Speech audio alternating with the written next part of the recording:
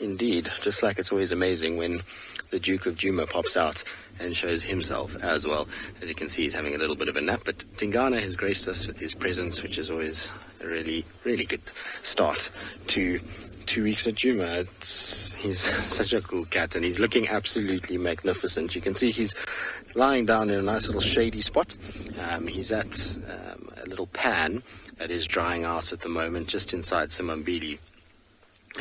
Right on the boundary with Djuma, but he's having a little nap, and I don't think he's going to go anywhere. The temperature has skyrocketed in the last hour, so it's warm, hence why he's found himself a place to lie down. You can also see that his stomach is quite big.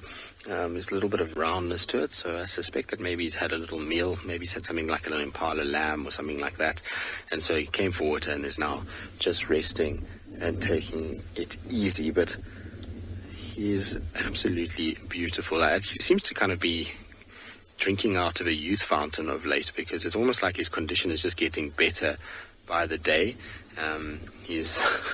Even his face is seemingly not as scarred up, but it's obviously just his ears that give him away, because you find that his ears are a little bit more tatty than a lot of the other males. Also, I mean, there's not many males in this section that will sleep like this in our proximity. You'll find like Matsweri, Mulawati, which would be two potential other males, and that would come up the side.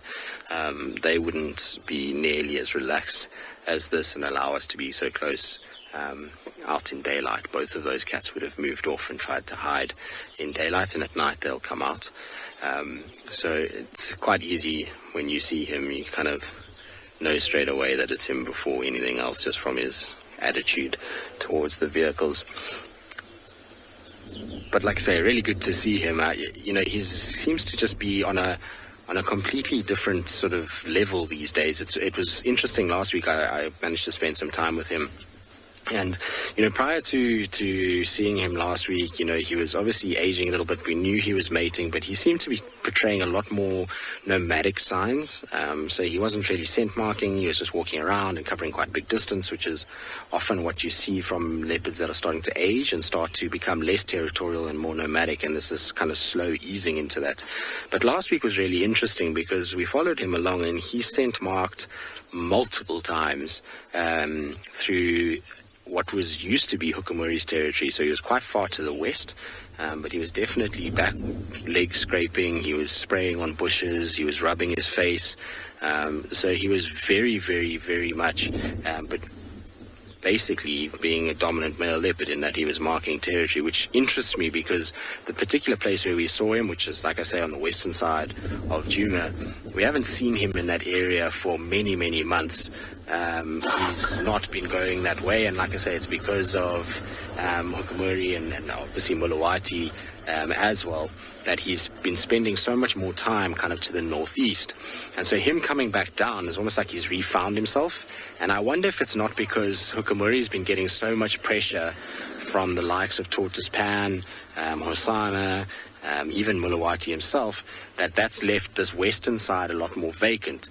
And because of that, Mulawati also is spending a lot more time to the south and to the west. He's being seen all over the place lately. And maybe that's just opened things up for Tingana to feel like he's caught a break and to kind of resurge back into dominance for one last time. Either way, it's interesting. It really kind of complicates things heavily in terms of cubs and things like that, because now Shadulu's going to have to try and figure out a way to have cubs in this mess between Mulawati, Hukumuri, Tingana, and potentially even Tortoise Pan, because they're all seemingly pushing into a similar area. So that's going to make life for her a little bit tricky. But what was interesting is that she was seen all the way at Chitwa the other day, which is the furthest east that Shadulu's ever gone. And I wonder if it wasn't because she was following Mulawati that way to mate with him. Anyway, we'll sit with Tingana for the rest of the morning. Why not? It's always such a pleasure to be in the company of this legend.